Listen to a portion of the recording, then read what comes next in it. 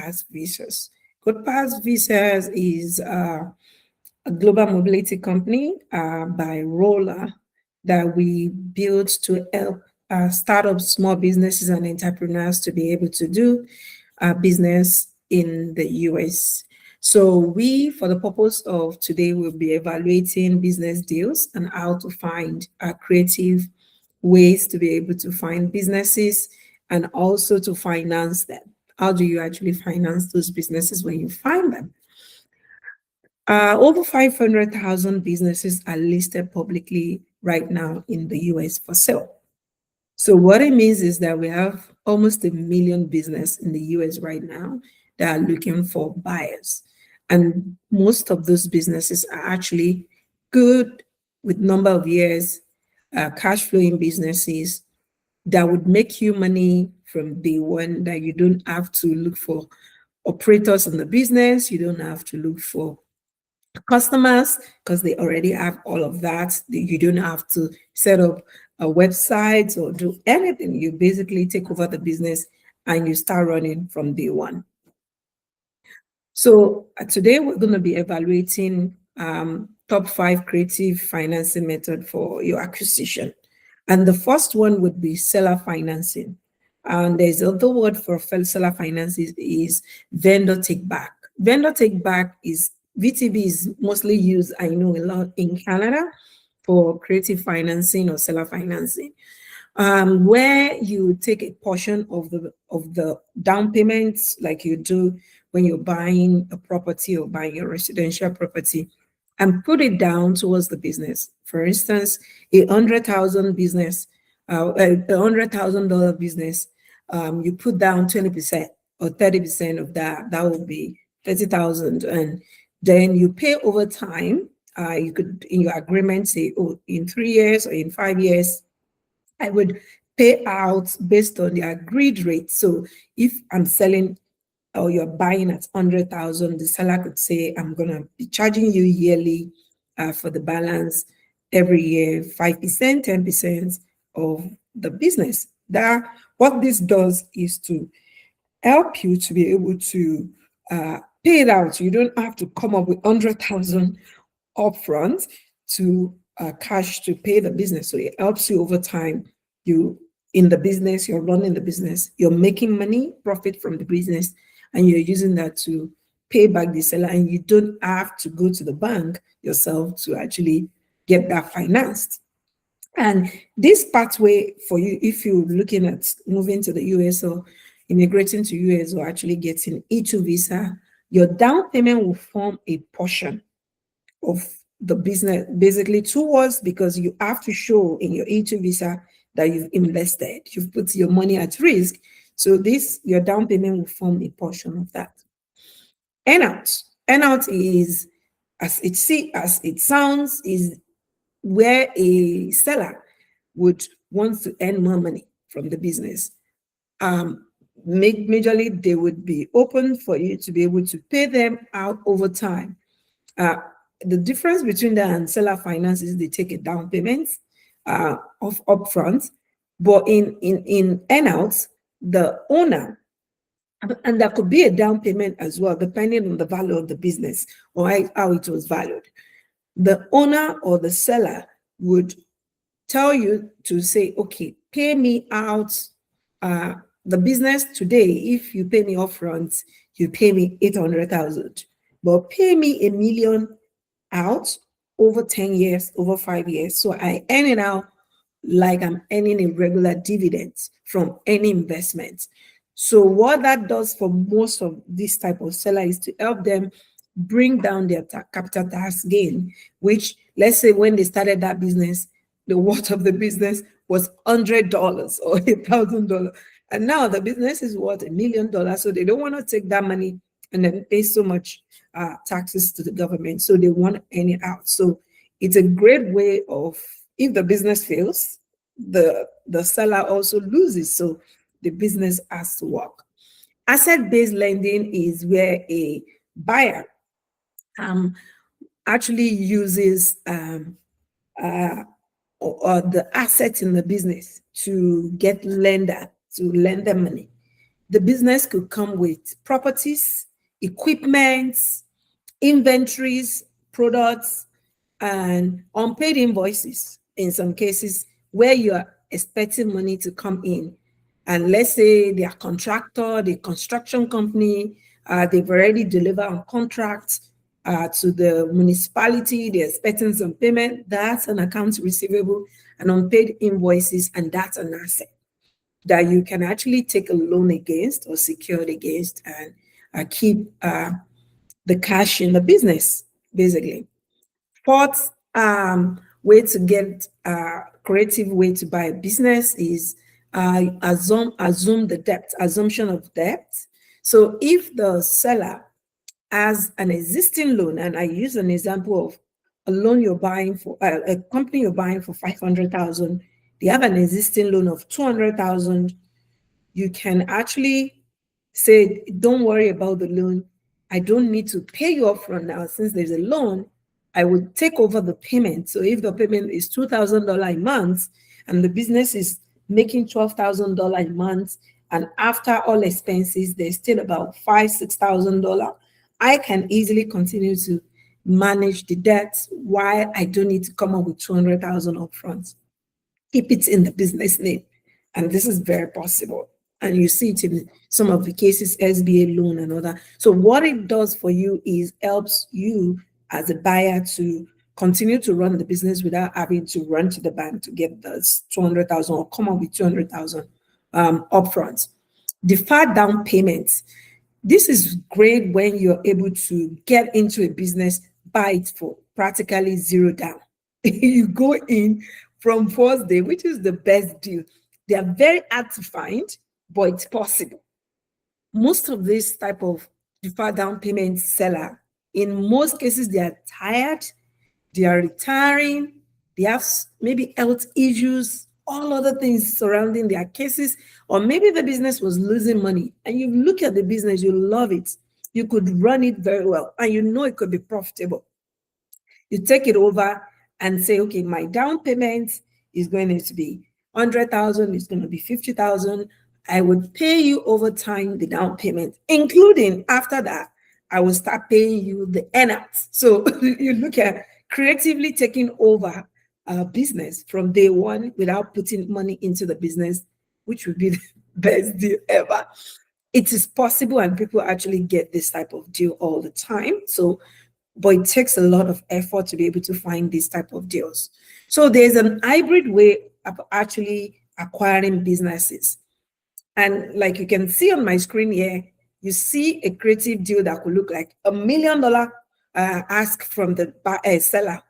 And then you have the 40% down, you're ready to give 40% down towards it. The seller is open to do a seller carry, meaning seller financing for you, the 300,000, and the business carries a loan in it right now of 200,000. That way, it's actually helping you to take over. That's 20% of the ask price actually taken care of. So they don't have to cancel the loan or exchange the loan, it stays, and then you keep paying. Then 100,000 or 10% of that ask is actually earn out, meaning they will tell you we earn it out over time, and then they get to walk away with the 400,000 from day one, where you about 60% of the loan of the ask price is actually paid out over time. So you get to acquire a $1 million business, but you only put down 40% of it. There are different ways to find deals on the market, and I put these are like top website where you can find an on-market deal. So I'm going to go to my screen right now. I hope you can see. I will start with Biz Buy Sell. So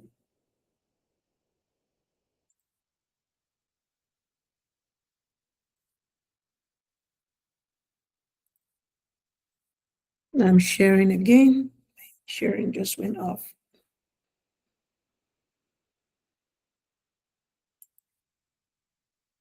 So this website is one of the top website when you're looking to buy business, especially in the US. So if you land on this page, there are different ways you can search for business. Basically, you're buying a business. You can search it by type of business, there's assets in it, and all other resources. If you are buying a franchise, there are different franchises as well that you can explore. One of my favorite ways is to search by city or a town. I can search by industry, which I really, really like. For the purpose of this, I would just probably pick, let's say, transportation. And then you click search. What this does is it narrows down the type of business you're looking at. As you can see, we have so many businesses up here. So you can see we have a trucking business, we have moving business, we have FedEx routes, we have all fleet type of business where you all vehicles moving. This is interesting to have, but they're already under contract. A moving company that is doing this well and has a cash flow of over 600,000 a year. That's a good one. These are another all-in company. So basically, you see RV dealership and boats. So you see, this is a franchise, two men and a truck. For sure, I'm certain that one is a front. So you see all kinds. This is driving care, majorly a medic aid kind of driving company that drives people with disability or that needed some form of help. So you can see warehousing, shipping, all sort of businesses you will see here. And you can click on one and say, okay, let me try this FedEx, because it's a global company. We're all familiar with what FedEx does. And this is to sell, they said this is 17 FedEx routes in Panama City, Florida, and that they serve servicing a territory includes proximity to the terminal with two managers in place. So that's quite a big business. And you will see a lot of information in the description. Owner inherited the business and is ready to retire. I love it when I saw retirement. Anytime I say retirement, it screams, this is an interesting opportunity. And their sale includes 15 trucks. They have 10 trucks. We just evaluated a deal. So they have 10 trucks that is paid off. So, and they have 5 that you assume. We just talked about that in my slide. The owner has adjusted a renegotiated contract and per stop revenue and has jumped significantly for 2026. Also, they said the terminal has already transitioned to network 2.0.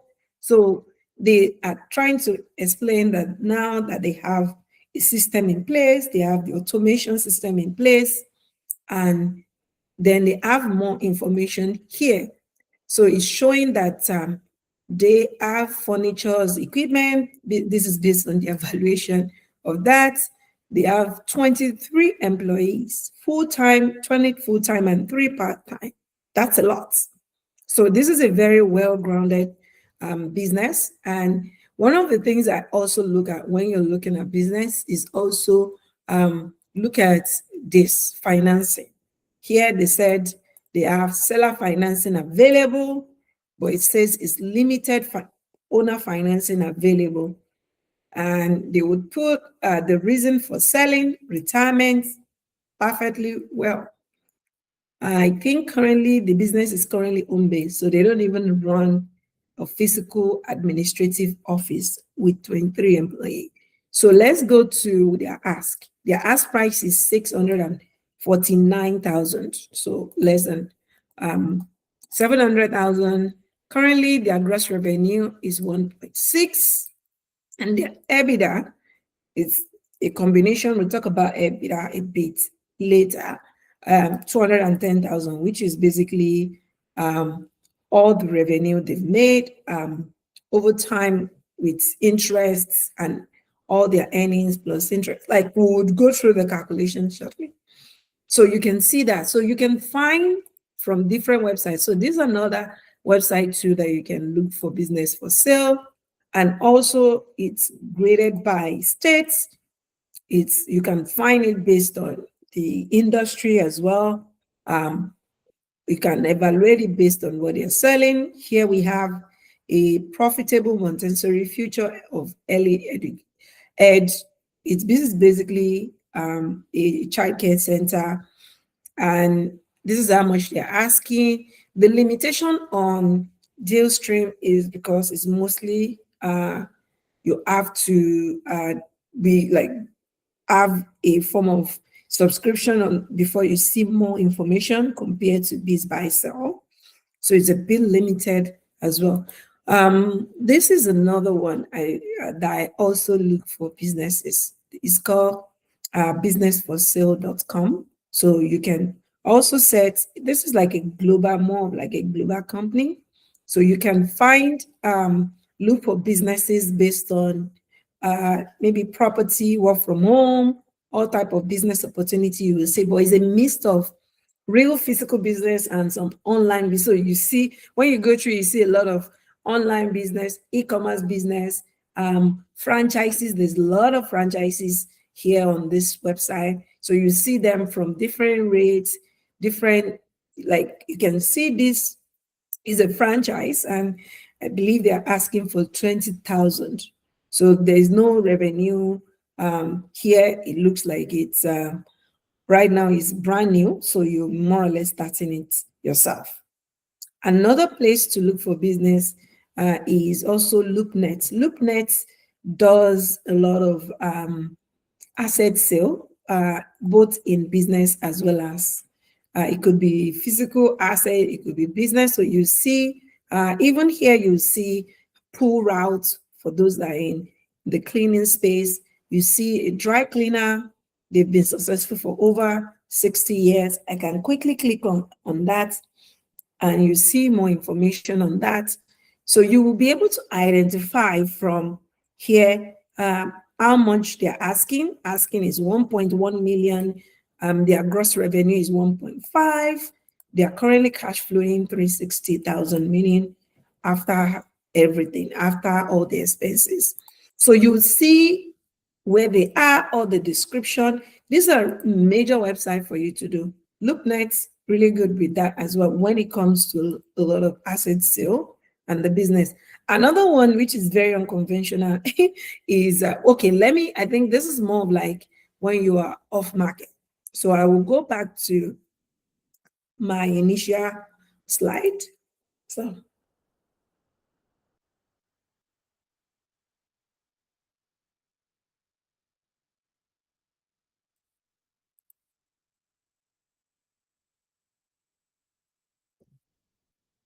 and then we talk about areas for you to look out for. So some keywords that I used earlier were, is owner retiring? Are there health issues that you could identify in your discussion with the owner? Are they relocating? Sometimes you say, why do they want to sell a profitable business? They are relocating out of town. We talk about vendor take back, which is seller finance, assuming debts, partnership. You could decide, like, say, I'm keeping you in the business, and then you become my partner. That's an option too. When you know that the seller is tied to the business, they just don't want to continue running. They want to be an operator in the business, but they don't want to be. I would say they don't want to be responsible as an owner, or they needed some money to take out money, and they are open to sell part of the business to you. So, how do you approach a business when you find one, especially an off-market deal or an on-market deal? It could be, and then you like to negotiate, or you've seen maybe the business they've listed it for 9 months, 12 months, and they've not sold the business. That means that's an opportunity for you to propose a seller finance. And I put up a script where you say, oh, I see, I found your business on social website. I see you haven't found the right buyer for this business yet. I can offer all cash, but I can also offer a full price where I don't need to negotiate you down. If you're willing to hold the note for 60% of the deal. The script could go in different ways. You could, most times I always say, humanize the seller, ask how they're doing, be friendly before you start proposing to them, I want to take your business for seller financing. And sometimes you have the middleman of a broker also kind of converse with them and ask if the seller is open to a seller finance deal. Then we go to the off-market deal. This is what I call the burnout strategy. So sometimes it could be they have really bad Google reviews. This kind of give you a very good footing. And in off-market, you see a lot of tired owners. They are very tired. They want to just go and rest or spend their time. I've met buyers that were like, I'm going back to China, I'm going back to Vietnam, or I want to go retire on the beach. I don't want to run business. So you see a lot of small businesses and tired owners, they don't want to do all the grind work again. And you see most times they're like over 50 years old, they're baby boomers, and they don't have anyone to take over the business. This is an opportunity for you to be able to negotiate an opportunity. And where do you find them? On here, and then you put business for sale. Usually that keyword is going to help you to streamline every businesses or anything related to business for sale. So you can see this, it says Washteria laundromat for sale. So it will tell you the location. They don't put a lot of information sometimes, so you need to reach out to them and say hi. And this is the person that listed the business. They may have limited pictures. They added to the listing, and then you go in and ask them questions, and then you're able to like, okay, are you the owner or are you the broker? The owner here is saying that you have to be able to do a list takeover. So all those information you can find easily when you're looking for off-market deals. One of the most very weird places also was when I was looking into Craigslist. So I noticed that people actually list business for sale on Craigslist as well. So that's another off-market platform that you can actually go in and look for business for sale. So I'm going to look at on that for sale.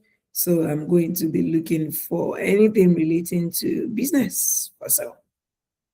So I'm going to click that. Sometimes you may find it, sometimes you may not find it there, but it could be, it may not be what you're looking for. And here you could see trucking and equipment yard, warehouse. Basically, they are listing some items for sale in their businesses. And sometimes you could find a business through this that are actually for sales, but most of the stuff we saw here are mostly equipment.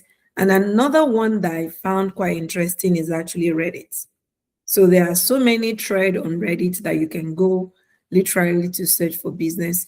I can see high growth EV charging installation company. So they install EV charging stations, and he mentioned how much they make. I think he said they did $3.3 million in revenue, and they are listing it for 2.5 million. So you see different digital dental lab, you see different businesses from this type of on this type of platforms all over. So there are so many of them that you can look into for your business, depending on your situation. So the next strategy I would say you should employ when you're looking for business is also the referral one.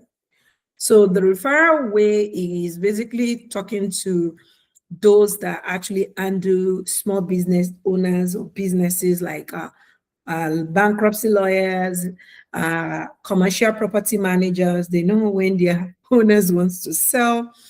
CPAs, accountants, they know a lot because those owners talk to them more about their plan or when they want to exit. So this kind of people, if they're in your network, is very good to have relationship with them.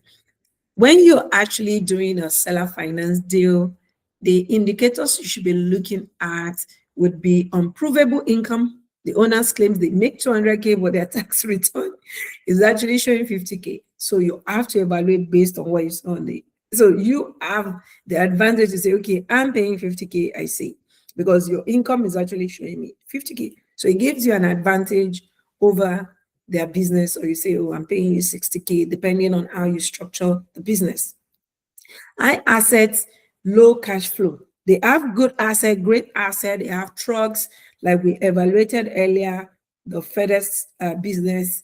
They have low cash flow, and then you're able to use that to get to your advantage. And especially when you're looking at asset-based lending, meaning I'm taking over 5 trucks. They already paid off 10 trucks. So that's an opportunity for me either to lend from that business, and I'm taking over some assets already from the business and continuing managing the debts in the business. So if the business, we talked about it, if it has an existing debt, it can be for you to be able to take over the loan. And one of the most popular loan in the US is an small business loan, SBA loan. How do you source for business? We talked about where to find it, how to look, signals to look for, and creative angle to be able to take over those businesses. So basically, the checklist you're looking for when you're evaluating a deal is ask for their profit and loss statement. Always ask for that. When they claim they've been in this business for this number of years, so ask, can I see your finances? And they are supposed to show it to you if they're ready to sell. Identify their seller discretionary earning. What is their EBITDA? We'll look at it shortly. On for personal expenses to add back. Maybe now the owner is out of the business, or maybe the owner was earning a certain amount now. Whoever you're replacing the owner with is earning maybe half of that or 60% of that. That money goes back into the business. You look at all those multiples. Apply the multiple, of course, the multiplier effect. If they make 1 million now, maybe the business, they want 1.5, they want 2.5 million for the business. All this is just the legal jargons like subtracting the capex, and also looking at the free cash flow. Okay, at the end of all these expenses, paying back the loan, paying back the seller finances, what's the free cash flow in this business after those evaluation? That needs to be considered. How to calculate EBITDA? EBITDA, like I said, is earnings before interest, taxes, depreciation, and amortization. So it's all the earnings that they made before all of this is calculated. The interest on their loan, the taxes that needed to be paid on their income, the depreciation of their assets. So if they have 10 vehicles that are paid off, those vehicles depreciate. Their assets that depreciate in value. They are not like real estate property that appreciates in value. Then the amortization left in paying off whatever is left, or the terms on their current existing loan. So this is calculated as EBITDA is net income plus interest plus taxes plus depreciation plus amortization. I'm not an accountant, but a CPA would be able to walk through when they evaluate the deal for you. Acquisition for US visa purposes.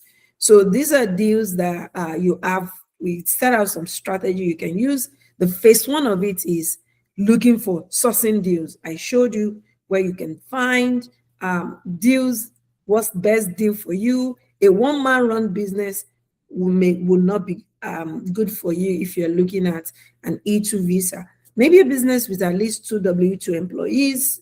W2 employees are employees that actually are on payroll. Maybe it's a gas station. There are 3 staffs. They work Monday to Sunday in the business. That's a good one. Or it's a tax bookkeeping company that already have operators, of course, employees in the business, like that FedEx company. Perfect business to acquire for you if you're looking at E2 visa or EB visa green card program. Phase two, you make the offer. When you're convinced, you're happy, you look at the deal, it's a perfect deal for you, then you make the offer. So, and the offer will have your letter of intent, you submit an offer, similar to closing a real estate deal, but you put in the clause, there is a contingent into it that upon visa approval, that's when the money will be released. You open an escrow agreement with the title company or a lawyer. In the US, you have that two options. Go to a lawyer or a title company will do that for you. And you deposit wherever you agreed upon into the escrow account. But there is that contingency of upon visa approval. Of course, the money only leaves the escrow when the deal closes. And if the visa did not get approved, then the deal will not get closed. So I'm getting an alert.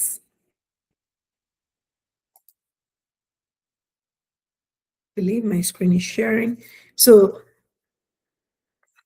when the deal closes at the time that your visa, so the condition you're adding, making sure that condition is in my visa approves. Phase three of the process is you need to show the visa officer at USCIS that you're putting your money at risk. So what it means is you open an escrow account, you set up your business as entity, that's LLC or a corporation. That's one of the things we actually help our clients with. A business account where you're able to transfer the money, meaning now the money is domiciled in the US. So your business, you're buying it for 100,000 and then you put the 100,000 in a US bank account. Then you also need to spend money like pre-visa spending, paying consultant, paying for business plan. All those receipts needs to be put together. And this, you should be planning 5,000, 10,000 or more, because that's still way more. This money goes to your incorporation, whatever you needed to do, a deposit, a down payment, a business plan, writers, legal fees, professional legal fees for your immigration, all of that has to be accounted for. And phase four is the application package itself. So it's basically the whoever your lawyer is working on your immigration or your consultants, they put together the binder or your digital PDF file that you'll be taken to the consulate for your interview. And your business plan needs to be well thought out, well done, as well as your making sure they are immigration compliant. That could be business plan for everyday businesses to get a loan, and there's one that actually specific tailored towards your plan, because it has to show that you have projections and plan as you're growing the business. Then also you need to show your proof of fund, source of funds, sorry. You show proof of fund, then you show source of the funds. So you have money in my account. This is where the money came from. So I've been a lawyer, I've been a doctor, I've been an engineer for 10 years, able to show that. Also, this business have to show job creation, huge when it comes to E2 visa. They have to show that you are actually going to hire in your 1 to 5 year plan. That's why your business plan needs to be different. So it has to show your org charts of what your business is going to look like from year 1 to year 5 minimum. Then proof of your at-risk money. So this is opening up an escrow agreement account, showing that your money is already in the escrow and you could at risk to lose the money.